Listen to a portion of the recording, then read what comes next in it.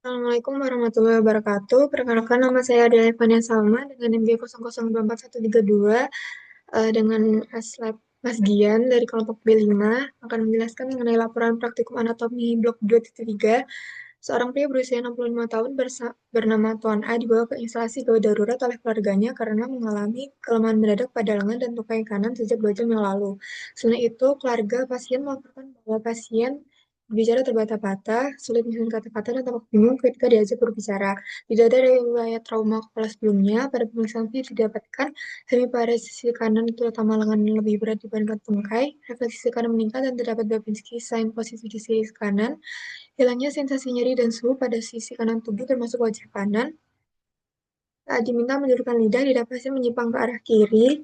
Pasien tampak kesulitan berbicara secara motorik, tetapi memahami instruksi sederhana. Kemudian riwayat medis menunjukkan bahwa pasien merupakan perokok aktif, memiliki hipertensi atau diabetes mellitus yang tidak terkontrol. Pemeriksaan CT scan kepala menunjukkan infarksi iskemik pada lobus frontalis dan pada parietalis kiri, terutama di area korteks motorik dan sensori primer. Terdapat pula iskemia parsial pada pons kiri. Yang pertama, jelaskan struktur pembentuk sirkulus bilisi, mulai dari bagian anterior dan posterior. Sebutkan juga fungsinya dalam menjaga perfusi cerebral saat terjadi sumbatan salah satu arteri besar. Jadi,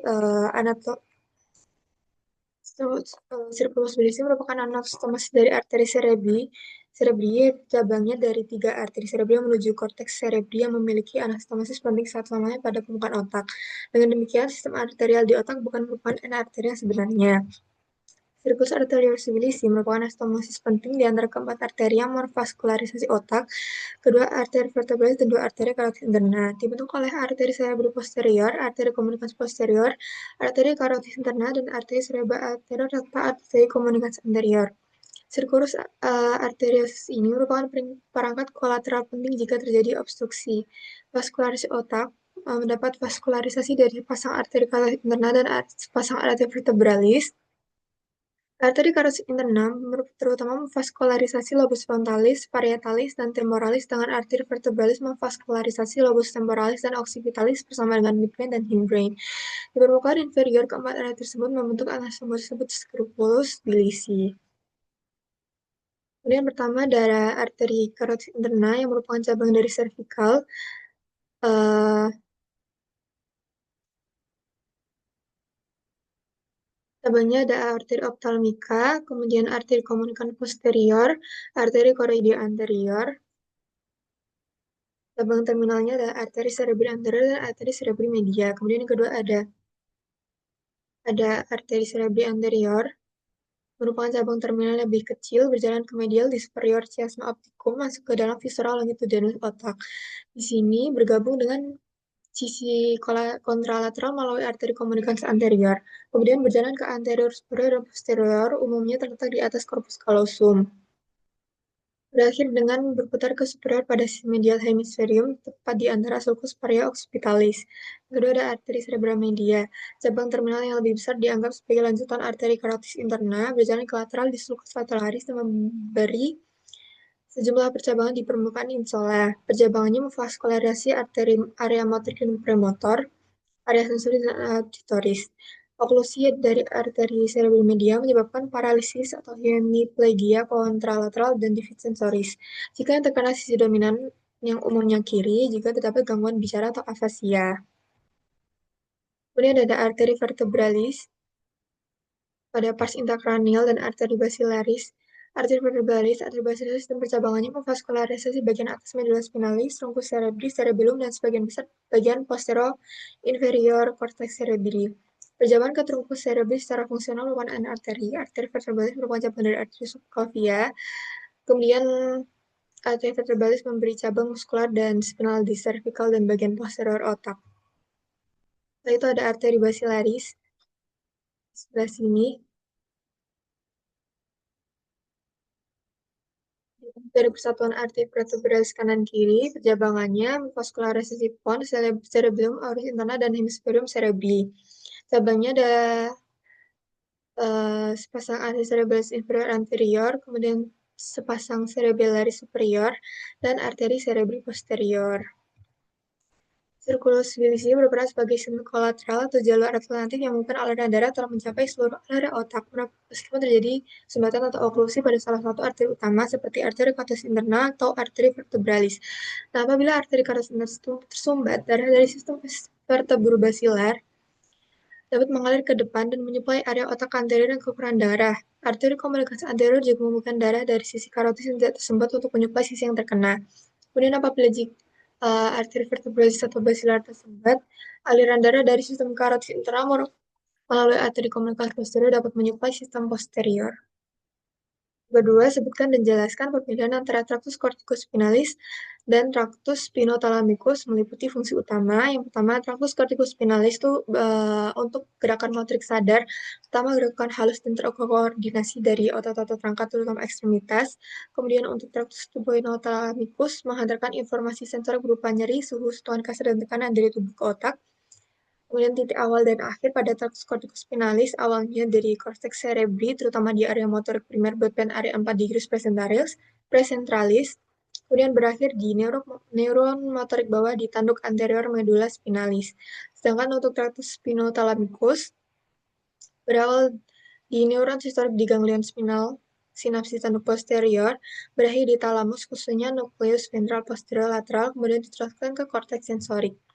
Kemudian ada dekusatio atau lokasi penyilangan pada traktus corticospinalis mayoritasnya hampir 85%-nya serabut menyilang di dekusatio pyramidum di medula oblongata.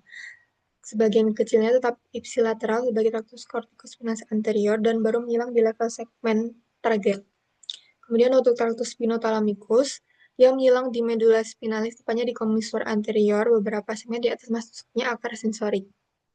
Kemudian yang terakhir adalah letak relatif di medula spinalis, traktus corticospinalis dibagi menjadi dua, lateral anterior. Yang lateral terletak di funiculus lateralis, kemudian yang anterior terletak di funiculus anterior. Untuk traktus spinothalamikus terletak di funiculus anterolateralis, bagian lateral ventral dari sisi medula spinalis. Kemudian yang ketiga, sebutkan pembagian trunkus cerebri atau batang otot dan minimal dua struktur penting dari A.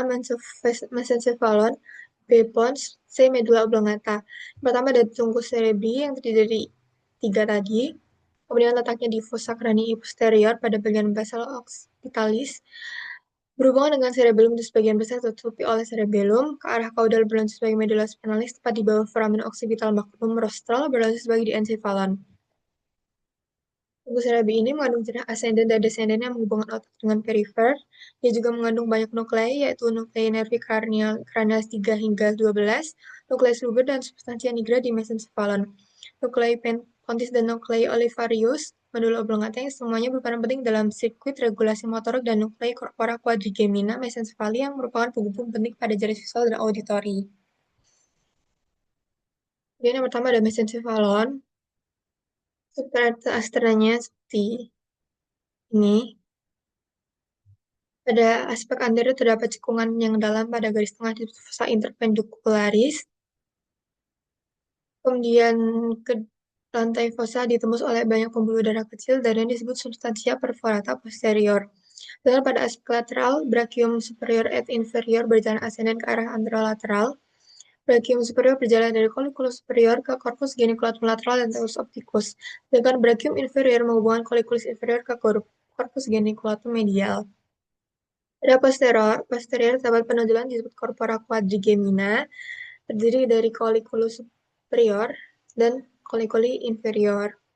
Di bawah colliculus inferior di garis tengah keluar nervus trochlearis, nervus 4 melingkar ke lateral melalui dinding lateral sinus cavernosus. Berinternal mesencephalon ada tectum pada bagian dorsal dan ventral pada pedunculus cerebri.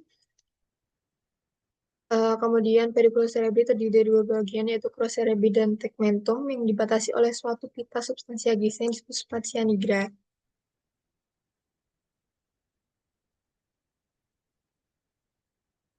Fungsinya untuk yang superior mengkoordinasi gerakan kepala, mata, dan badan terhadap respon visual, sedangkan yang inferior berfungsi koordinasi gerakan kepala, mata, dan badan terhadap respon auditoris. Kemudian ada pons, dia terletak di inferior, mesencephalon dan superior medula oblongata, panjangnya 2,5 1,5 cm, diberi nama pons yang artinya jembatan. Pons melekat pada cerebellum melalui 3 pedungulu cerebellaris. Pada bagian anterior pons, sambung dari satu sisi menunjukkan banyak saraf pemerintah yang konvergen pada masing-masing sisi membentuk pedungulu cerebellaris medius. Pada garis tengah ini terdapat alur dangkal yang disebut sulcus basilaris yang ditempati oleh arteri basilaris pontis. Kemudian pada sisi pons pada permukaan anterolateral keluar nervus trigeminus, dan dalam sulcus antara pons dan medulla oblongata dari medial ke lateral keluar nervus abducens, fascialis, dan vestibulocochlearis. Kemudian fungsinya adalah mengandung tragus ascendens et descendens. Nuklei pontinus merelai impuls saraf dari area motoris cortex cerebri ke cerebellum, mengandung nuklei vestibular untuk keseimbangan, mengandung pusat respirasi bersama dengan medulla oblongata, dan terdapat nuklei nervi cranialis 5, 6, 7, dan 8. Kemudian yang terakhir ada medulla oblongata yang membentang dari sulcus pontis inferior hingga medulla spinalis berakhir setinggi foramen occipital magnum yang panjangnya sekitar 3 cm. Aspek ventralnya terdapat visura median inferior yang dibatas pinggirnya oleh piramis. Ya, pada bagian posterolateral piramis terdapat oliva yang merupakan elevasi berbentuk oval karena adanya nukleus olivarius inferior. Kemudian di posterior oliva terdapat pedungulus cerebellaris inferior yang menghubungkan medulla oblongata dengan cerebellum. Selanjutnya nomor 4, jelaskan asal-usul nukleus dan fungsi dari 3 nervus cranialis motorik murni, misal 3, 4, dan 6, serta akibat lesi pada upper motor neuron dan lower motor neuron. Nervus 3 yaitu nervus oculomotorius, asal-usul nukleusnya terletak di mesencephalon atau midbrain, tepatnya di colliculus superior. Terdapat juga nukleus Edinger-Westphal atau komponen parasimpatisnya, tapi ini bukan bagian dari motorik murni. Fungsi motoriknya menginervasi sebagian besar otot ekstraokuler, seperti rectus superior, rectus medialis, rectus inferior, obliquus inferior, levator palpebrus superioris. Kemudian akibat lesi dari upper motor neuron biasanya tidak terlalu jelas karena supply bilateral, tetapi jika berat bisa menyebabkan kelemahan otot mata kontralateral. Sedangkan lesi pada lower motor neuron jadi ptosis, kelopak mata jatuh, strabismus lateral, mata menjauh ke samping dan ke bawah, diplopia, penglihatan ganda, mediastinus sebelah juga mengenai nukleus Edinger-Westphal. Kemudian nukleus 4, nervus 4, nervus trochlearis. Asal-usul nukleusnya berada di mesencephalon, di tingkat colliculus inferior, ventral terhadap aqueductus sylvii, satu-satunya keran saraf kranial keluar dari sisi dorsal batang otak dan menyerang sebelum keluar batang otak. Fungsi motoriknya menginervasi musculus obliquus superior yang menggerakkan bola mata ke bawah dan ke dalam saat aduksi. Kemudian untuk akibat lesi upper motor neuronnya jarang menimbulkan divisi jelas karena supply bilateral juga. Sedangkan lesi dari lower jadi diplopia, terutama saat melihat ke bawah, misalnya saat membaca atau menuruni tangga, dan kompensasi dalam memberikan kepala sisi satu ataupun dari penglihatan ganda. Dan terakhir ada nervus 6, nervus abducens. Asal-usul nukleusnya terletak di pons, di stadium ventricle keempat dekat garis tengah. Fungsi motoriknya dengan menginervasi musculus rectus lateralis yang menggerakkan bola mata ke lateral, abduksi, akibat lesi dari upper motor neuronnya bisa menyebabkan paresis ringan atau tidak terlalu jelas tergantung lokasi lesi. Lesi dari lower motor neuronnya, inabilitas untuk menggerakkan mata ke lateral pada sisi lesi, diplopia horizontal, terutama saat melihat ke arah sisi sakit, kemudian strabismus medial, yaitu mata tertarik ke arah medial. Nomor 5, jelaskan lokasi dan fungsi dari area blueprint berikut ini, yaitu area 4, area 321, area 4445, dan area 22. Area 4, untuk primary motor cortex, lokasinya di gyrus praecentralis, depan dari sulcus centralis. Fungsinya untuk mengontrol gerakan motorik sadar atau volunteer, mengandung sel Betz. Kemudian organosomatotopiknya dikenal sebagai homunculus motorik. Area 321, primary somatosensory cortex, lokasinya terletak di gyrus postcentralis lobus parietalis, belakang dari sulcus centralis, yang fungsinya untuk menerima dan memproses rangsangan sensori somatik dari tubuh, termasuk taktil, propriosepsi, dan nyeri dan suhu. Juga memiliki organisasi somatotopik disebut homunculus sensorik. Kemudian ada area 44 dan 45 yang disebut area Broca. Lokasinya terletak di gyrus frontalis inferior, lobus frontalis biasanya di hemisfer kiri. Kemudian berfungsi untuk mengatur produksi bahasa atau motorik bicara. Untuk area 44 koordinasi motorik bicara, sedangkan area 45 perencanaan dan pemesanan bahasa. Apabila terjadi lesi di area ini, akan menyebabkan afasia Broca, yaitu gangguan bicara, seperti bicara lambat, tersendat tetapi pahaman relatif baik. Kemudian ada area 22, area Wernicke, lokasinya terletak di gyrus temporalis superior, lobus temporalis biasanya di hemisfer kiri, berfungsi untuk pemahaman bahasa, baik itu lisan dan tulisan. Apabila terjadi lesi di area ini akan menyebabkan afasia Wernicke, yaitu bicara lancar tapi tidak bermakna, dan gangguan pemahaman bahasa. Kemudian yang keenam, mengapa oklusi pada arteri cerebromedia lebih sering menyebabkan kelumpuhan pada wajah dan lengan dibandingkan tungkai? Jelaskan dengan mengaitkan distribusi vaskular dan homunculus motorik. Oklusi pada arteri cerebromedia lebih sering menyebabkan kelumpuhan pada wajah dan lengan dibandingkan tungkai karena berkaitan dengan distribusi vaskular, arteri cerebromedia, dan organisasi somatotopik homunculus motorik di korteks motorik primer. Pertama, distribusi dari vaskular arteri cerebromedia mensuplai ke sebagian besar permukaan lateral hemisfer otak, termasuk korteks motorik dan sensori bagian lateral, yang bertanggung jawab untuk pergerakan dan sensasi wajah dan lengan, kemudian area Broca dan Wernicke yang terkait dengan bahasa. Sementara itu, arteri cerebri anterior mensuplai darah ke permukaan medial hemisfer otak, termasuk area yang mengontrol tungkai. Homunculus motorik adalah representasi oblogatif tubuh manusia di korteks motorik primer. Wajah dan lengan diwakili di bagian lateral dari korteks motorik, tungkai diwakili di bagian medial dari korteks motorik. Konsekuensi dari oklusi ACM, karena ACM menyuplai area korteks yang berperan dalam mengendalikan wajah dan lengan, oklusi arteri ini menyebabkan kelumpuhan kontralateral pada wajah dan lengan. Fungsi tungkai relatif utuh karena area mengatur tungkai disuplai oleh CA bukan ACM. Kelumpuhan pada wajah dan lengan lebih dominan dibandingkan saat terjadi oklusi arteri cerebromedia karena area korteks motorik lateral disuplai oleh ACM sesuai dengan peta homunculus motorik, dengan area medial disuplai oleh ACA. Jelaskan mekanisme kompensasi vaskular yang terjadi jika terdapat oklusi pada arteri korteks interna dengan mengaitkan struktur sirkulus lilisi yang terlibat. Jika terjadi oklusi pada arteri korteks interna kiri, tubuh dapat melakukan kompensasi vaskular melalui sistem sirkulus lilisi yang telah dijelaskan pada nomor 1 untuk mempertahankan suplai darah ke otak. Sirkulus lilisi ini merupakan anastomosis arteri di dasar otak yang menghubungkan sistem korteks interna dan vertebrobasilar, yang komponen utamanya kurang lebih sama seperti yang nomor 1. Kemudian ketika arteri korteks interna kiri tersumbat, darah di sisi kanan dan posterior otak dapat dialirkan melalui sirkulasi dengan cara melalui arteri komunikasi anterior. Jika karotis interna kanan masih terbuka, darah dapat mengalir dari arteri korteks interna kanan, ACM kanan, ACA kanan, ACO kanan, ACA kiri, kemudian mensuplai ke hemisfer kiri. Melalui arteri komunikasi posterior yang sebelah kiri, sistem vertebrobasilar berfungsi baik. Darah dapat mengalir dari arteri vertebralis, arteri basilaris, ACP kiri, PCOA kiri, masuk ke bagian distal dari arteri korteks interna kiri, kemudian suplai ke ACM kiri dan struktur lainnya.